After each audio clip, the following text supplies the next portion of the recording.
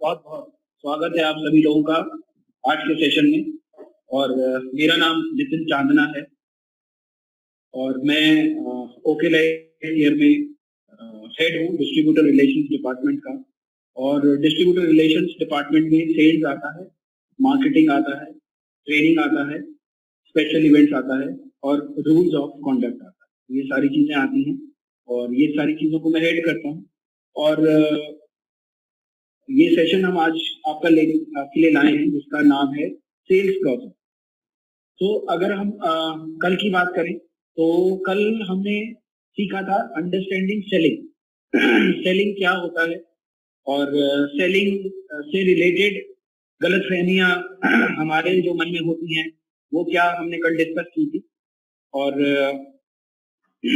हमने डिस्कस किया था कि क्या क्या चीजें एक अच्छी सेल में नहीं होनी चाहिए और सेलिंग कैसे होती है, कहाँ से शुरू होती है। तो जैसा कि हमने कल देखा था कि पैदा होते ही हम सेलिंग करना शुरू कर देते हैं और सेलिंग के लिए कोई सोफिस्टिकेशन की जरूरत नहीं है, किसी भी चीज की जरूरत।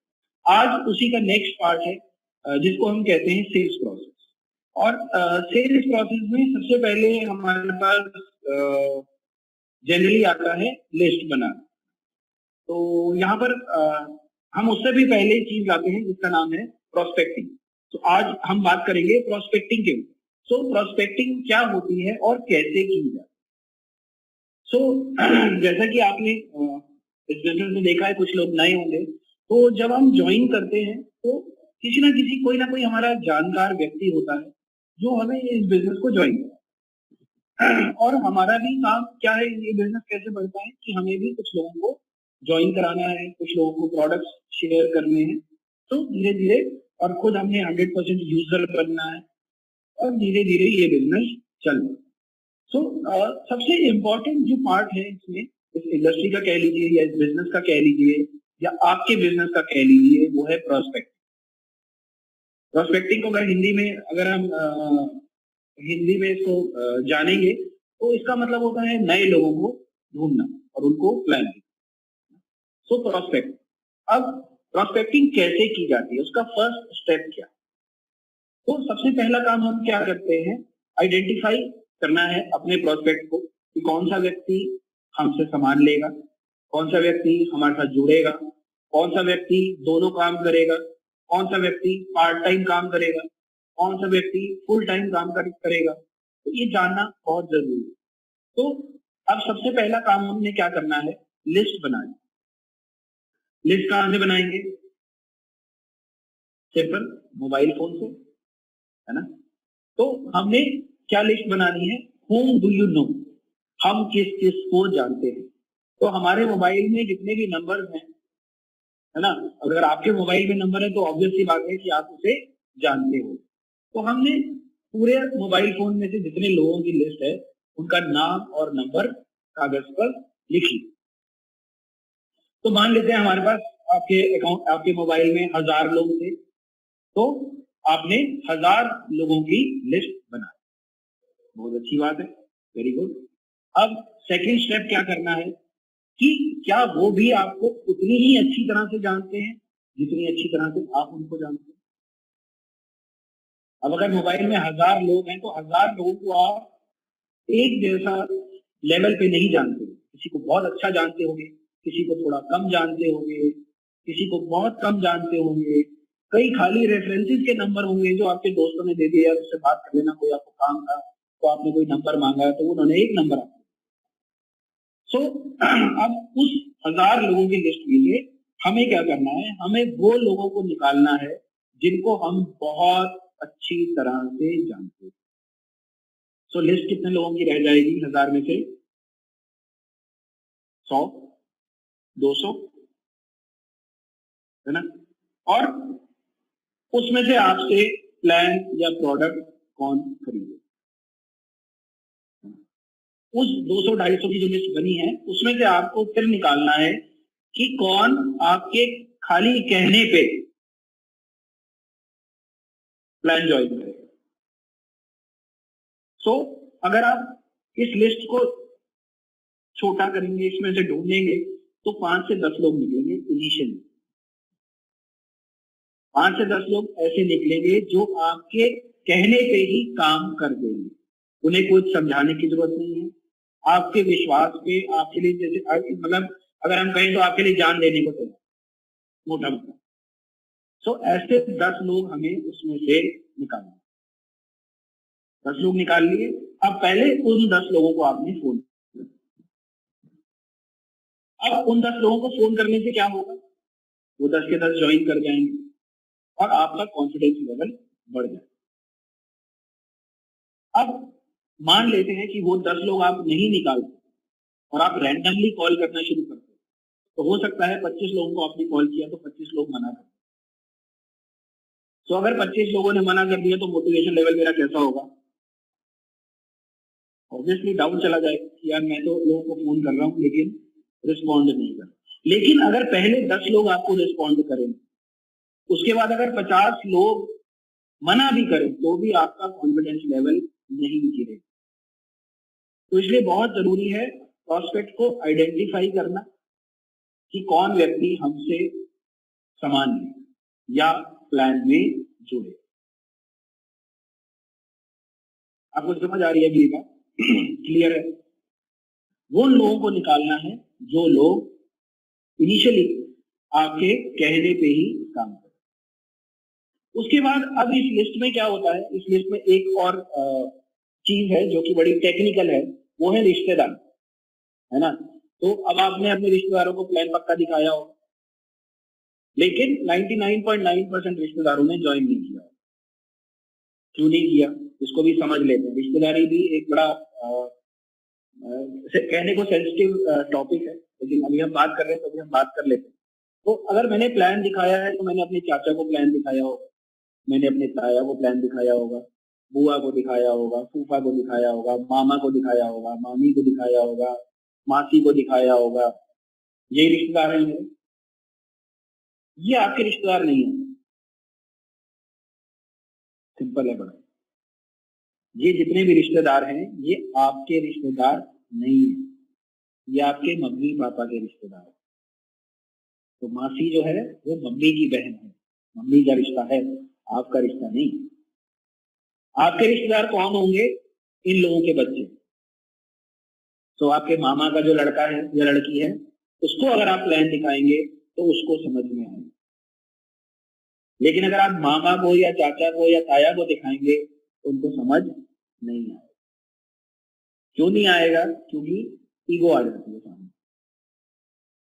हर बुजुर्ग यही सोचता है कि मुझे सब कुछ आता है, नया बंदा मुझे क्या पता। कोई दिक्कत वाली बात नहीं है, कोई इश्यू नहीं। अगर आप इस इंडस्ट्री की हिस्ट्री निकालें तो जितने लोगों ने बड़ा बिजनेस किया है, जितने लोगों ने बड़ा बिजनेस किया है, करोड़ों रुपए कमाए हैं, अरबों रुपए कमाए हैं, उनके उस ग्रुप में ना तो दोस्त थे ना रिश्तेदार,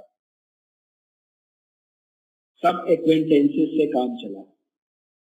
अगर आप हिस्ट्री देखें तो किसी भी व्यक्ति जो भी बड़ा व्यक्ति बना है हमारी इंडस्ट्री में, उसके ग्रुप में शुरू में जरूर रहे होंगे, लेकिन बाद में, क्योंकि दोस्त आपके एक टाइम पे जाके खत्म हो जाएंगे, रिश्तेदार की भी लिस्ट सिंपल है, बात नई मासी तो पैदा नहीं हो सकती, नया मामा भी नहीं आएगा, है ना। तो खत्म हो गई लिस्ट। 10 रिश्तेदार, 20 रिश्तेदार, 50 रिश्तेदार, मैक्सिमम 100 रिश्तेदार, 150 रिश्तेदार, 200 रिश्तेदार, उससे ज्यादा मुझे नहीं लगता किसी के होंगे दोस्त या रिश्तेदार। तो वो 200 जब हो गई आपकी लिस्ट खत्म, उसके बाद क्या करेंगे? इसीलिए एक्वेंटेंसेस, नेबर्स, ये सारे लोग हैं। तो रिश्तेदारी मैंने इसलिए आपको बताया क्योंकि जनरली हम दोस्तों के पास और रिश्तेदारों के पास हैं। तो रिश्तेदार को आइडेंटिफाई करना बहुत जरूरी है कि मेरा रिश्तेदार कौन। तो चाचा का जो बेटा है वो मेरा रिश्तेदार है, क्योंकि वो मेरा भाई होगा। ठीक है जी। चलिए आगे चलते हैं। अप्रोच, अब घर से प्रिपेयर करके जाना दिमागी तौर पे बहुत जरूरी है कि हम कैसे जाएंगे। तो सबसे पहले हम क्वालिफाई करेंगे नीड्स, उसकी जरूरत क्या है। अगर हमें लगता है उस आदमी को पैसा चाहिए तो हम प्लान दिखाएंगे। अगर उसे लगता है उसे किसी प्रोडक्ट की जरूरत होगी तो हम उसे प्रोडक्ट दिखाएंगे। क्योंकि जिसके पास हम जा रहे हैं उसके बारे में हम सब जानते हैं। कोई कोल्ड कॉलिंग आप डोर टू डोर तो जा नहीं रहे हो कि घर घर जाके दरवाजा खटखटाएंगे, तो नहीं करना हमें। तो जिसको भी मैं दिखा रहा हूँ प्लान, या जिसके घर भी मैं जा रहा हूँ ना, वो मुझे जानता है या मैं उसे जानता हूँ, या रेफरेंस के थ्रू है तो कोई ना कोई कॉमन फ्रेंड है जो जानता है। तो जब जब जानते हैं तो हमें घर से ही तैयारी करके जानी है कि उसकी नीड क्या है। अगर प्रोडक्ट की है तो प्रोडक्ट पे ही डालेंगे, प्लान की है तो प्लान पे डालेंगे। फिर उसकी बाइंग एबिलिटी देखेंगे कि उसकी बाइंग एबिलिटी कितनी है। अगर लगता है कि वो 1000 रुपए का प्रोडक्ट खरीदेगा तो हम उसे बास्केट ऑफ प्रोडक्ट, अगर लगता है 2000 का खरीदेगा तो वो बास्केट बना कर देंगे। और उसके इंटरेस्ट क्या है, इंटरेस्ट जानना बहुत जरूरी। अब उसका इंटरेस्ट है कि मान लेते हैं फॉरेन टूर पे जाना, यस, तो हम फॉरेन टूर भी जाते हैं। अगर उसका इंटरेस्ट है कि उसका सम्मान हो, हाँ हमारे यहाँ होता है, हम स्टेज पे लोगों को बुलाते हैं, उनका सम्मान करते हैं। तो इंटरेस्ट जानना बहुत जरूरी है। उसके बाद अप्रोच, आप अकेले जाएंगे, आप अपनी फैमिली के साथ जाएंगे, आप फॉर्मली जाएंगे, आप इनफॉर्मल जाएंगे, आप सेमी फॉर्मल जाएंगे, आप रेफरेंस से जा रहे हैं। जनरली देखा गया है कि इस इंडस्ट्री में अगर आप किसी के घर जा रहे हैं प्लान दिखाने, तो एज अ कपल जाना। एज अ कपल जाने के 2-3 फायदे, ये मैं आपको वैसे ही बता देता हूँ। तो सबसे पहला फायदा क्या है कि आपको एंट्री मिल जाती है घर में आसानी, चाय भी मिलेगी बढ़िया। उसके बाद क्या होता है कि अगर आप एज अ कपल जाते हैं ना, और उस घर में कोई बुजुर्ग है, तो वो बुजुर्ग भी बाहर आके बैठे। अगर आप ड्राइंग रूम में बैठे हैं और उस घर में बुजुर्ग हैं, उस व्यक्ति के माँ बाप हैं, तो वो भी बाहर आके बैठे हैं, है ना। अब उनके बाहर आने से, इसलिए अगर आप फैमिली में जाते हैं तो इजी है ना, क्योंकि हस्बैंड वाइफ भी दोनों साथ साथ बैठे होंगे। आपको अगर प्लान समझाना है तो प्लान दोनों समझ सकते हैं। प्रोडक्ट, अगर हम प्रोडक्ट की बात करें, आरबीओ कौन इस्तेमाल करेगा घर में? घर की लेडी करेगी। मसाले हैं, मसाले कौन करेगा? घर की लेडी करेगी। चाय है, चाय कौन करेगा? घर की लेडी करेगी। तो ज्यादातर प्रोडक्ट घर की लेडीज इस्तेमाल करें, है ना। तो अगर आप हस्बैंड वाइफ जाएंगे तो वो भी एज अ हस्बैंड वाइफ आपके साथ बैठे, और इजी, बहुत इजी हो जाएगा प्लान को समझाना और प्रोडक्ट को समझाना। इसके बाद एक्सपीरियंस, है ना। सो प्रोडक्ट्स आपके पास लिस्ट होनी चाहिए कि आपने किन किन लोगों को प्रोडक्ट्स दिए और उनको क्या क्या उसमें बेनिफिट्स मिले। तो अगर आपके पास वो बेनिफिट्स होंगे तो आप एज अ, जब जो प्रोस्पेक्ट है उनको बता सकते हैं कि जो जिसके रेफरेंस से आप आए हैं तो उसने भी यूज किए थे, उसको ये बेनिफिट मिला। तो ये चीजें हमारे पास होनी चाहिए। ये जो प्रिपेयर है ये हम घर पे बैठ के कर रहे हैं, अभी हम सेल्स कॉल के लिए नहीं है। सेल्स कॉल हम आपको कल बताएंगे कैसे होती है। आज हम आपको बता रहे हैं कि सेल्स कॉल पर जाने से पहले हमें किन किन चीजों का ध्यान रखना चाहिए। उसके बाद आता है गोल सेटिंग। सो जैसा कल भी हमने बात की थी, परसों भी हमने बात की थी कि अपने टारगेट को समझना बहुत जरूरी है, अपने लिए टारगेट बनाना बहुत जरूरी है। तो जैसे कि हमने बात की थी, ये बिजनेस कितने दिन का है? ये बिजनेस 30 डेज का है दोस्त। 30 डेज के बाद नया बिजनेस शुरू होता है, नए बिजनेस पे आपको कमीशन मिलता है ना। तो बिजनेस कितने दिन का है? 30 डेज। तो अगर गोल सेट हमें करना है तो हमें 4 वीक का करना है ना। अब जैसे उस दिन कल परसों में भी हमने यही चीज बताई थी कि हम लोग बिजनेस कब करते हैं? हम लोग लास्ट वीक में करते हैं। और मजे की बात यह है दोस्त कि लास्ट वीक में सैलरी वालों के पास तो पैसा नहीं बचता, है ना। उनके पास पैसा तो तीसरे हफ्ते में खत्म हो जाता है, चौथे हफ्ते में तो वो खुद। तो हमारे पास सबसे पहले क्या होना चाहिए? पॉजिटिव एटीट्यूड होना चाहिए, बहुत जरूरी है।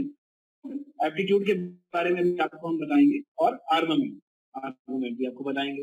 ये 4 चीजें हमारे पास होनी चाहिए किसी के घर जाने से पहले। तो एटीट्यूड बहुत सिंपल है, पॉजिटिव होना चाहिए।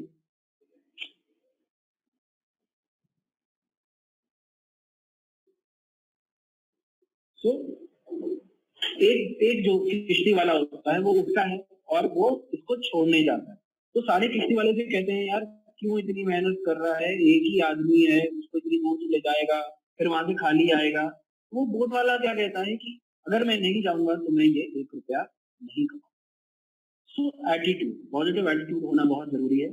सो नेगेटिव आदमी क्या कहता है कि मैं सफल होने की कोशिश करूंगा। पॉजिटिव आदमी क्या कहता है, मैं तभी सफल होऊंगा जब मैं कोशिश करूंगा। सो नेगेटिव आदमी क्या कहता है कि मैं हर जगह सफल नहीं हो सकता। पॉजिटिव आदमी क्या कहता है कि मैं कोशिश करूंगा हर जगह सफल होने। सो नेगेटिव आदमी क्या कहता है कि मैं इस बिजनेस को कैसे शुरू करूं। पॉजिटिव आदमी क्या कहता है, मैं शुरू करूंगा और ये चल जाएगा। तो नेगेटिव आदमी क्या कहता है कि किसी को मेरे प्रोडक्ट्स की जरूरत नहीं। पॉजिटिव आदमी क्या कहता है कि सभी को मेरी जरूरत है और मेरे द्वारा दिए गए प्रोडक्ट्स की जरूरत। नेगेटिव आदमी क्या करता है, कहता है कि किसी को ज्वाइन कराना बड़ा मुश्किल। नेगेटिव आदमी क्या कहता है कि किसी को ज्वाइन कराना बहुत मुश्किल है। पॉजिटिव आदमी क्या कहता है कि अगर मैं ज्वाइन कर सकता हूं तो फिर ये मुश्किल कहां है, सबसे मुश्किल तो मैं ही था। अगर मैंने ज्वाइन कर लिया तो फिर ये बिजनेस करना मुश्किल नहीं।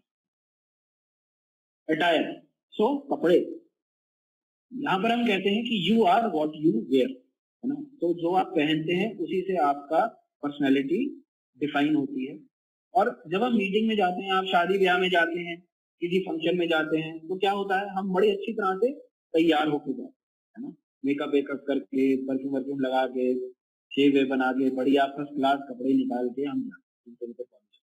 तो जब हम मीटिंग में जाएंगे तो भी हम ड्रेसअप होकर अच्छी तरह जाएंगे, क्योंकि राइट इंप्रेशन क्रिएट करना बहुत जरूरी है ना। और फर्स्ट कहते हैं कि first impression is the last impression. जब भी आप किसी से मिलने जाए, किसी मीटिंग में जाए, तो इस तरह से जाए जैसे आप किसी फंक्शन में जा रहे हैं। ये नहीं कि अरे दोस्त से मिलने जाना है, कुर्ता पजामा पहना और पहन के उसके चले, जो पहना हुआ था वही पहन के, है ना। तो इम्प्रेशन, राइट इम्प्रेशन क्रिएट करना बहुत जरूरी है।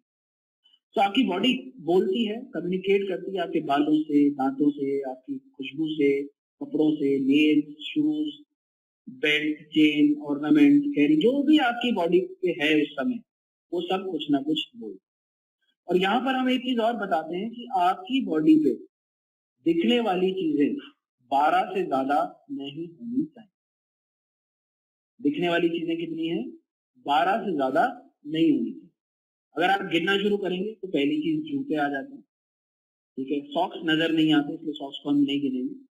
तो पहले क्या हो गए, शूज हो गए, उसके बाद ट्राउजर हो गए, पैंट पहनी है आपने, बेल्ट लगाई है, शर्ट हो गई, ठीक है जी। उसके बाद टाई हो गई अगर लगाई हुई है, पेन आपकी पॉकेट में है, दिख रहा है, घड़ी आपने पहनी हुई है, चश्मा लगाया हुआ है, 8, है ना। तो दिखने वाली चीज। अब अगर आपने उंगली में, चारों उंगली में 4 अंगूठियां पहनी है तो वो 4 भी काउंट हो जाएंगी। आपने 6 चूड़ियां पहनी है तो वो भी काउंट होगी। आपने 2 कानों में डाल रखे हैं, इयररिंग डाल रखे हैं, वो भी काउंट होंगे। आपने गले में चेन डाल रखी है, दिख रही है, तो वो भी काउंट होगी। तो 12 से ज्यादा चीजें दिखने वाली नहीं होंगी। अगर 12 से ज्यादा होंगी तो लोगों का ध्यान आपकी चीजों पे होगा, आपकी बातों पे नहीं। अगर आप 4 उंगलियां सोने की अंगूठियां पहन के जाएंगे तो लोगों का ध्यान आपकी अंगूठियों पे ही अटका रह जाएगा, यार अंगूठी कहाँ से बन रहा है, बड़ा अच्छा डिजाइन है, ये है वो है, सोच भी वहीं चली जाएगी। तो जो आप प्लान दिखाने गए हो या प्रोडक्ट दिखाने गए हो वो उसे समझ में नहीं। ये आपके पेन की पॉकेट की जेब में 6 पेन रखे हैं तो लोगों का ध्यान कहाँ रहेगा, उन पेन पे चला जाएगा, आपकी बातों पे नहीं। इसलिए दिखने वाली चीजें 12 से ज्यादा आपकी बॉडी पे नहीं होनी चाहिए जब आप किसी को प्लान दिखाने जाते हैं या प्रोडक्ट दिखाने। एप्टीट्यूड, सो एप्टीट्यूड होता है प्रोडक्ट ओरिएंटेशन। सो आपने प्रोडक्ट यूज किए हैं, बहुत सिंपल है दोस्त, जो प्रोडक्ट आपने यूज किया है वही आप बेच सकते हैं। जो प्रोडक्ट आपने पर्सनल यूज नहीं किया या आपके घर में यूज नहीं हुआ उसको बेचना बहुत मुश्किल है। तो मेरी राय बहुत सिंपल है कि जो प्रोडक्ट आप बेचना चाहते हैं उसको एक बार कंज्यूम करके जरूर देखिए, उसका फायदा आपकी बॉडी पे क्या आता है। जब वो आपको फायदा देगा तो वो ऑटोमेटिकली बिक जाएगा, आपको बेचने की जरूरत नहीं है। लेकिन अगर आपने यूज नहीं किया है तो बहुत बहुत बहुत बहुत बहुत मुश्किल है उस प्रोडक्ट को। So do you believe in their value? So product की वैल्यू का पता चलेगी जब आप वो प्रोडक्ट खाओगे। दोस्त, आपने चाय बनाई, 4 लोगों को चाय पिलाई, लोगों ने वाह वाह किया, तो उस चाय की वैल्यू आई। या घर में सुबह जब तक वो चाय ओके लाइफ जैसी चाय नहीं मिलती तब तक मजा नहीं आता, वो वैल्यू। तो वैल्यू कब आएगी? वो वैल्यू तभी आएगी जब आप उसको इस्तेमाल करें। आपको पता होना चाहिए कि इंग्रेडिएंट्स क्या, जैसे अभी बॉस ने हमारे 3-4 दिन पहले, 2 दिन पहले हल्दी का डाला था कि इसके अंदर कुरक्यूमिन इतने परसेंटेज होनी चाहिए। यस, आपको पता होना चाहिए कि उसके अंदर क्या डला हुआ है और बाजार में क्या डला है। तो प्रोडक्ट ओरिएंटेशन बहुत जरूरी है, उसके अंदर क्या डला हुआ है, वो क्या काम करता है। मैंने कल परसों में भी बताया था कि प्रोडक्ट नॉलेज होना बहुत जरूरी है। प्रोडक्ट नॉलेज आपको इतनी होनी चाहिए कि आसपास 50 किलोमीटर में, 100 किलोमीटर में आपसे ज्ञानी कोई ना हो उस प्रोडक्ट। तो जो हमने उसमें इंग्रेडिएंट्स डाले हैं, जो हमारे ट्रेनर्स बताते हैं, आपने उसी पे काम नहीं करना। उस पे गूगल पे जाइए, उस चीज को डालिए, उस इंग्रेडिएंट को डालिए और देखिए उससे क्या क्या फायदे मिलते हैं, कैसे उनको इस्तेमाल करना है। तो कोई चीज सुबह खानी है, कोई चीज खाना खाने से पहले खानी है, कोई चीज खाना खाने के बाद खानी है, कोई गुनगुने पानी में खानी है, कोई नॉर्मल, ये चीजें आपको सारी पता होनी चाहिए। और कैसे वो मार्केट से सुपीरियर है, कैसे अलग है और क्या बेनिफिट्स देते हैं, ये सारा एप्टीट्यूड में आता है, प्रोडक्ट ओरिएंटेशन में। इस बाद आर्मामेंट यानी कि हथियार। सिंपल, अब हम लड़ाई पे जाएंगे तो हम हथियार लेकर जाएंगे, बिना बंदूक के तो कोई सरहद पे नहीं जाता। तो इसलिए जब हम प्लान दिखाने जा रहे हैं तो कुछ चीजें हमारे पास होनी चाहिए, जिसमें सबसे ज्यादा इंपॉर्टेंट क्या है? अपॉइंटमेंट। दोस्त, हम क्या हैं? एक बिजनेसमैन है ना, और कोई भी बिजनेसमैन बिना अपॉइंटमेंट के किसी से नहीं मिलता। बहुत क्लियर। आप किसी भी बिजनेसमैन के पास चले जाओ, अपॉइंटमेंट लेना पड़ेगा तो ही मिलेगा। तो इसलिए आप जब किसी से भी मिलने जाओ तो अपॉइंटमेंट आपके पास होना चाहिए।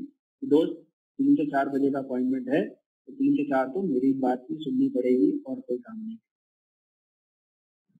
प्रोडक्ट्स ले जाने जरूरी है, क्योंकि अगर प्रोडक्ट वो कहेगा प्रोडक्ट दिखाइए तो प्रोडक्ट शो करने पड़ेंगे। तो चाय ले गए, साबुन ले गए, जो भी आप ले जाना चाहें उनको दिखाने के लिए ले जा सकते होना चाहिए। सेल्स एड होनी बहुत जरूरी है दोस्त,